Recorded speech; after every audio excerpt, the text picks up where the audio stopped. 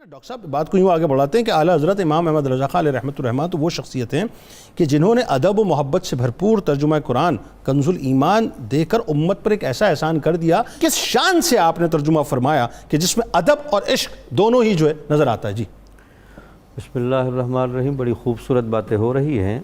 اعلیٰ حضرت رحمۃ اللہ علیہ کا جس طرح آپ نے تعارف فرمایا اور محترم سعیدی صاحب نے گفتگو فرمائی، اعلیٰ حضرت ہمارے مجددین اسلام کے اس رخ کے عالم ہیں جنہوں نے تاریخ کے دھارے کو پھیرا ہے۔ یعنی جو اسلامی تعلیمات کے اندر افراط و تفرید پر مبنی افکار آ رہے تھے، آپ نے ان مبنی افکار کی صرف بے کنی نہیں کی بلکہ ان کو بنیادیں بھی آپ نے فراہم کی۔ واہ واہ واہ، سبحان۔ آپ دیکھیں دین اسلام کے اندر سب سے بڑی حجت ہمارے پاس قرآن و حدیث ہے۔ بے شک۔ تو قرآن کا ترجمہ کرتے ہوئے، معنی سمجھاتے ہوئے آپ نے جس دقت نظری اور جس ایمانداری کا ثبوت دیا، جی، وہ ترجمے کی لائن میں آپ کے تراجم کی خوبیاں اس کی عکاسی کرتے ہیں۔ بتائیے ذرا۔ اچھا، ان کو اپنے بارے میں اللہ کی طرف سے جو ایک گہرا وجدان تھا اور ایک گہرائی تھی طبیعت میں، ان سے جب پوچھا گیا جناب آپ کو اتنا اعتماد، اتنا یقین ہے اپنے افکار پر، تو خود کہتے ہیں جی میری جو تاریخ ولادت ہے وہ جس آیت سے نکلتی ہے وہ آپ نے کبھی دیکھی ہے؟ واہ۔ تو وہ پھر خود فرمائی، بتائیے۔ اولئک کتب فی قلوبہم الایمان، یہ وہ لوگ ہیں جن کے دلوں میں ایمان ازل سے نقش کیا گیا۔ واہ واہ واہ واہ، سبحان اللہ، سبحان اس ازلی کیفیتوں کے امین بن کے آئے ہیں۔ 1272 ہجری اس سے نکلتا ہے، اس آپ کا سال ولادت، سبحان اس اللہ۔ آیت سے کیا کہنے، کیا کہنے؟ وَأَيَّدَهُمْ بِرُوحٍ مِّنْهُ،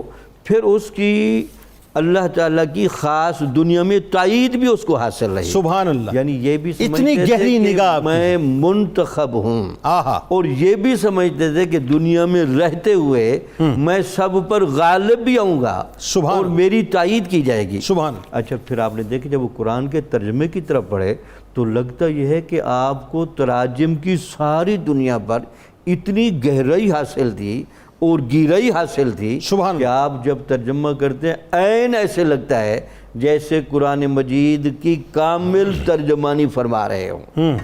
تو آپ خود لکھتے ہیں، اب آپ کو میں ذرا مثالیں دوں۔ جی بتائیے بتائیے۔ وَوَجَدَكَ دَالًا فَهَدَىٰ، سورۃ والضحیٰ میں یہ آیت شان رسالت مآب کی مدح کے تناظر میں آ رہی ہے۔ بالکل ایسا شروع سے ماحول بھی لگ رہا ہے، لیکن ہمارے بعض جو ناعاقبت اندیش کہہ لیں یا اس عربی کے ذو میں آ کر انہوں نے معنی کر دیا نعوذ باللہ کہ ہم نے آپ کو راہ سے ہٹا ہوا پایا تو پھر ہدایت دی۔ تو آپ کا قلم دیکھیں کہ کیا جلانی، آپ کہتے ہیں ہم نے تمہیں اپنی محبت میں خود رفتہ پایا۔ آئے ہائے، سبحان اللہ۔ یعنی وہ جو غار ہرا میں آپ کا بیست ملنے سے پہلے جانا، یہ خود رفتگی کی دلیل نہیں تو کیا ہے؟ اچھا ڈاکٹر صاحب، واللیل ہمیں کیا پتا کیا دیا جا، آپ نے بتایا واللیل کیا، والضحیٰ ہمیں کیا پتا کیا، آپ نے بتایا کہ رخ انور ہے، مطلب ذرا بتائیے نا اس بارے میں۔ صحیح ہے۔ تو آپ نے دیکھا کہ آپ نے یہ جو آیتوں کا اصل مصداق ہے اور آیتیں جس طرف رہنمائی کر رہی ہیں ان مصادیق کو آپ نے کھول کر بیان کیا۔ اچھا، اس میں دیکھیے جہاں آپ نے شروع میں آپ نے جیسے فرمایا کہ ادب الوہیت، ادب رسالت مآب پر تو لگا ہے آپ کی نظر اس لیے بھی گہری ہے چونکہ آپ کے زمانے میں ادب رسالت اور مقام الوہیت کے نقطہ امتیاز کو یا تو مٹایا جا رہا تھا یا اس نقطہ امتیاز کو اتنا پھیلایا جا رہا تھا کہ اس کی وجہ سے شان رسالت میں تنقیص ہو رہی تھی۔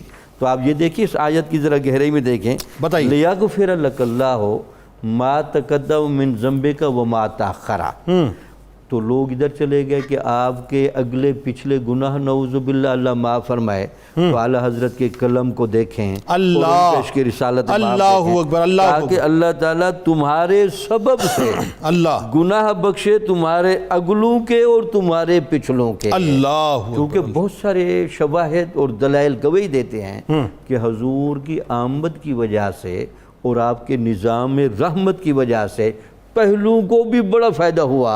شفاعت کبریٰ کا جو منظر ہوگا سبحان اللہ، تو پہلے بھی فیض لے رہے ہوں گے، بعد والے بھی فیض لے رہے ہوں گے۔ ان آیتوں کا مصداق وہ انہوں نے ایک دو شان نزول دے کر متعین بالکل ٹھیک کیا، ہے۔ لیکن اعلیٰ حضرت کی نظر بہت گہری تھی، انہوں نے دلائل کو آخر تک دیکھ کر لکھا۔